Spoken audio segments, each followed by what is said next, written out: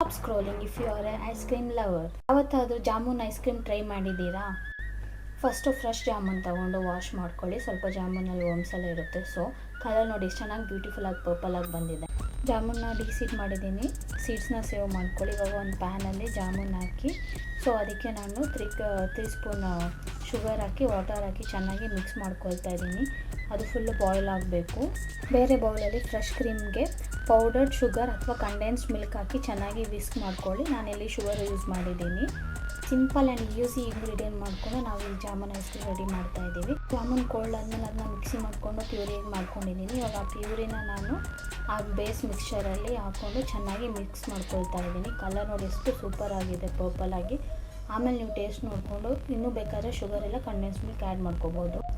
ಈಗ ಕಂಟೈನರಲ್ಲಿ ಹಾಕ್ಕೊಂಡು ಫ್ರೀಸ್ ಮಾಡ್ಕೊಳ್ಳೋಣ. ಆರ್ಟಿಫಿಷಿಯಲ್ ಕಲರ್ ಪ್ರಿಸರ್ವೇಟಿವ್ ಎಲ್ಲ full natural goodness, natural colour ice cream kids ತುಂಬ ಲವ್ ಮಾಡಿ.